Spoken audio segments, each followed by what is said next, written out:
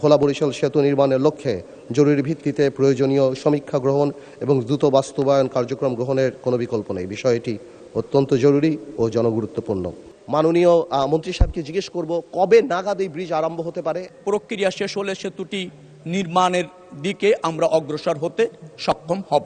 এখন আমি ভোলা 1 আসন থেকে নির্বাচিত মাননীয় সদস্য জনাব আন্দালিব রহমান পার্থকে তার জরুরি জনগুরুত্ব সম্পন্ন বিষয়ে মনোযোগ আকর্ষণের নোটিশ পড়ার জন্য আহ্বান জানাচ্ছি। ধন্যবাদ মাননীয় স্পিকার।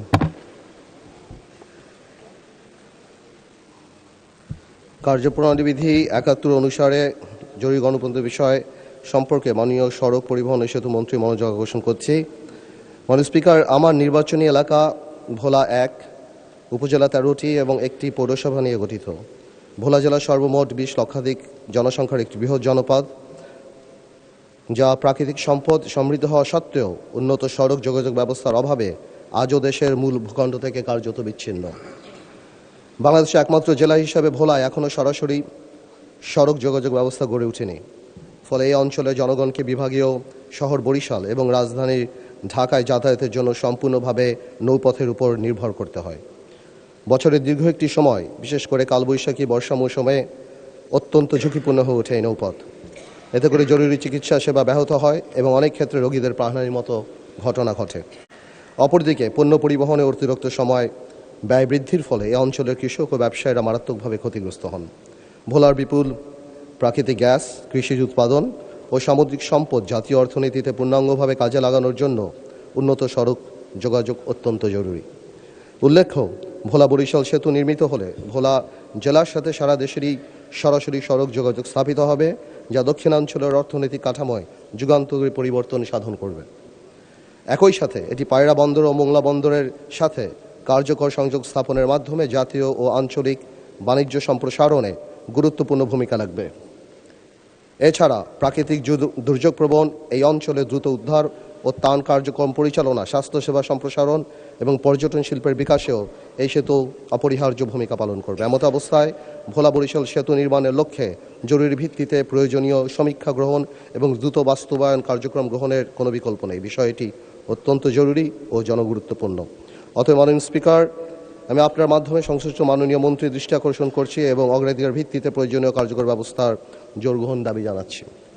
ধন্যবাদ মাননীয় স্পিকার। মাননীয় সড়ক পরিবহন ও সেতু মন্ত্রী জনাব শেখ রবিউল আলমকে এ বিষয়ে সংক্ষিপ্ত বিবৃতি প্রদানের জন্য আহ্বান জানাচ্ছি। মাননীয় স্পিকার, আপনাকে ধন্যবাদ। 71 বিধিতে সম্মানিত সংসদ সদস্য যে প্রকল্পটির গুরুত্ব উপস্থাপন করছেন, মহান সংসদকে জ্ঞাত করবার জন্য আমার এই বক্তব্য। এই ভোলা বরিশাল সেতু প্রকল্পটি মাননীয় প্রধানমন্ত্রীর প্রতিশ্রুত একটি প্রকল্প। 4 ফেব্রুয়ারি 2026 বরিশাল জনসভায় তিনি এই প্রকল্পটি প্রতিশ্রুতি দেন।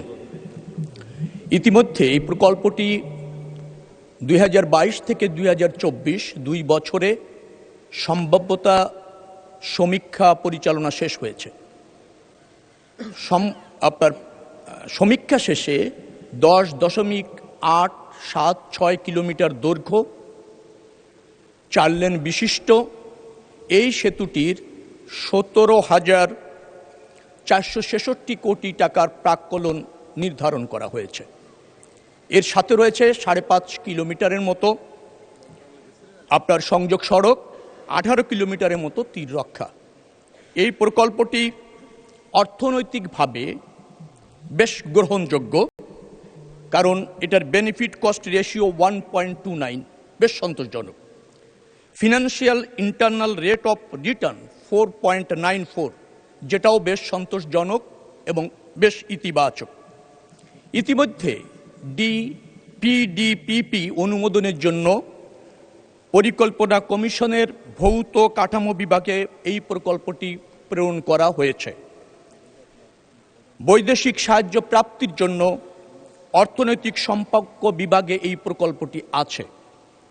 পিপিপি প্রকল্প বিবেচনা করে সর্বশেষ অর্থনৈতিক বিষয়ক সংক্রান্ত মন্ত্রিসভা কমিটি, যেটা সিসিইএ সভায় উপস্থাপনের জন্য প্রেরণ করা হয়েছে। আশা করছি এই প্রক্রিয়াগুলি সম্পন্ন করে আমরা আগামী 2026-27 যে অর্থ বছর আছে সেখানেও এডিপির অননুমোদিত প্রকল্প হিসাবে অন্তর্ভুক্ত করা রাখা হয়েছে। প্রক্রিয়া শেষ হলে সেতুটি নির্মাণের দিকে আমরা অগ্রসর হতে সক্ষম হব। ধন্যবাদ মাননীয় মন্ত্রী। এই প্রকল্পটি ভোলাবাসীর প্রাণের দাবি। ভোলা এই দেশের সবচাইতে সমৃদ্ধ একটি জেলা, যেখানে গ্যাসের বিপুল রিজার্ভ রয়েছে, অনেক সম্ভাবনাময় একটি জেলা। এ ব্যাপারে ইতিবাচক মনোভাব প্রদর্শনের জন্য আপনাকে ধন্যবাদ। মাননীয় সদস্য যারা একটি প্রশ্ন করতে পারেন। ধন্যবাদ মাননীয় স্পিকার। মাননীয় স্পিকার, আপনি যেভাবে বললেন আর কি, এটা আসলে আমাদের দাবি না, এটা আমাদের একটা আর্তনাদ। একটা শিশু যখন অসুস্থ হয় ভোলাতে, তখন একটা মা সুস্থতার কথা চিন্তা করে না। চিন্তা করে আমরা যে এই ভৌগোলিক কারাগারে 12 ঘন্টা 14 ঘন্টা লাগবে, লঞ্চ নাই, সন্ধ্যা 6টা থেকে পরের দিন সকাল 6টা-8টা পর্যন্ত আমরা যেতে পারি না কোথাও। আমরা একটা ভৌগোলিক কারাগারের মধ্যে আবদ্ধ হয়ে যায় মাননীয় স্পিকার, আপনি ভালো করেই জানেন। Who would know better than you. এর চেয়ে আরেকটা ব্যাপার, কোনো দুর্ঘটনা যদি হয় সন্ধ্যার পরে, স্পিডবোট সন্ধ্যা 6টার পরে মাননীয় স্পিকার চলে না। তো সেই ক্ষেত্রে আজকে দুঃখজনক যে 2026 সালে আমরা ভূখণ্ড, মানে মূল যে ভূখণ্ড তার চেয়ে কত দূরে, এবং এই কারাগার থেকে যে আমরা কবে মুক্তি পাবো আসলে আমরা বলতে পারি না।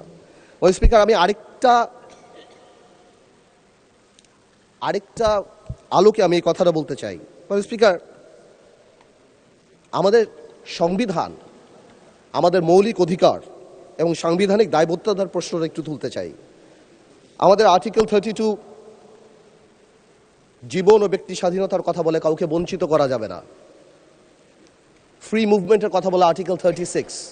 ওই দিন আমাদের সম্মানিত আইনমন্ত্রী সাহেব একটা কথা বলেছিলেন, স্ট্যাচুটরি ইন্টারপ্রিটেশনের কথা, লিটারাল রুলের কথা। আপনি স্ট্যাচুটরি ইন্টারপ্রিটেশনের লিটারাল রুল দেন, কনটেক্সচুয়াল অ্যাপ্রোচ যান, পারপোসিভ অ্যাপ্রোচ যান, ডাইনামিক অ্যাপ্রোচ যান, টিলোলজিক্যাল অ্যাপ্রোচ যান, লিভিং ইনস্ট্রুমেন্ট লিভিং অ্যাপ্রোচ যান, যেখানেই যান। এই 32 সুস্বাস্থ্য, এই 32 চিকিৎসার নিরাপত্তার কথা বলে। ফ্রি মুভমেন্ট মানে এই না যে আমি এখান থেকে এখানে গেলাম। ফ্রি মুভমেন্ট সারা বাংলাদেশ, তার স্থল হোক দ্বীপ হোক, আমি যেখানে যেতে চাই আমি সেখানে যেতে পারবো। কিন্তু আজকে আমরা কেমন জানি একটা অস্থায়ী অবহেলার মধ্যে পড়ে গিয়েছে মাননীয় স্পিকার। তাই বলবো, শুধুমাত্র ইকোনমিক ফিজিবিলিটির দিকে তাকানোর না, আমার সাংবিধানিক যে অধিকার, এবং এটা সুপ্রিম কোর্টের অনেক রুলিং আছে, এবং আপনি যেখানেই যান, আপনি যদি ব্রড ইন্টারপ্রিটেশনে দেখেন, আমি বাংলাদেশের যে কোনো জায়গায় যেতে চাই কোনো বাধা ছাড়া। কোনো ধরনের ফিনান্সিয়াল বাধা বা অবস্ট্রাকশন বা এই ধরনের অবস্ট্রাকশন এটা কোনোভাবেও সংবিধান অ্যালাউ করে না, এবং সংবিধান এখানে পজিটিভ দায়িত্ব দেয় রাষ্ট্রকে যে আমার এই বাধা সুনিশ্চিত করা। মাননীয় মন্ত্রী সাহেব 17,000 কোটি টাকা বলেছে, 17,000 কোটি হোক বা 25,000 কোটি টাকা হোক, আমার মৌলিক অধিকার এখানে অ্যাট স্টেক। সুতরাং উই নিড দ্য ব্রিজ। আপনি যেভাবে বললেন স্বপ্নের ব্রিজ, এটা আমাদের সাম্যের অধিকার, সাম্যের প্রতীক, এটা আমাদের অধিকার।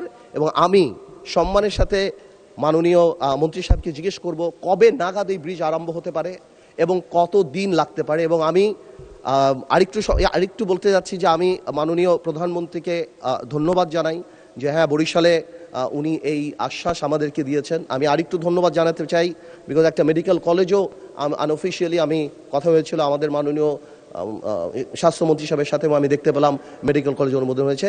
যা coming back to Bhola bridge, আমি এতটুকু জানতে চাচ্ছি এটা কত দিন লাগতে পারে এবং কবে এই কাজ আরম্ভ হতে পারে। আপনাকে ধন্যবাদ মাননীয় স্পিকার। মাননীয় মন্ত্রী শেখ রবিউল আলম।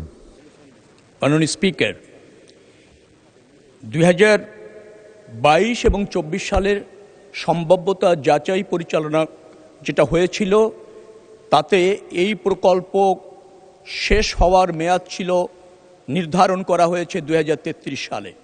কিন্তু প্রকল্পটি এখনও যে পর্যায়ে আছে সেটা অনুমোদিত হয়ে কাজ শুরু করার সম্ভাব্য সময় এই মুহূর্তে বলার বা এই অবস্থাতে বলাটা সমীচীন হচ্ছে না, বা নির্ধারণ করা সম্ভব হয়নি। অতএব এটা আমাদের আগামী অর্থ বছরে যেহেতু অননুমোদিত প্রকল্প হিসাবে এডিপিতে রাখা হয়েছে সবুজ পাতায়, আমরা আশা করছি এই প্রক্রিয়াগুলি সম্পন্ন করে দ্রুততম সময়ের মধ্যে করার সম্ভাব্য বা শুরু করার সম্ভাব্য তারিখ জানাতে সক্ষম হব। তবে এই প্রকল্প গ্রহণ করতে পারলে 2033 সালে শেষ হওয়ার তারিখ নির্ধারণ করা আছে। ধন্যবাদ মাননীয় মন্ত্রী। 2033 তো অনেক দূরে। আমরা আশা করব যে বর্তমান জনপ্রিয় সরকার আরও দ্রুত প্রকল্পটি বাস্তবায়ন করার জন্য উদ্যোগ গ্রহণ করবে। ধন্যবাদ মাননীয় মন্ত্রী।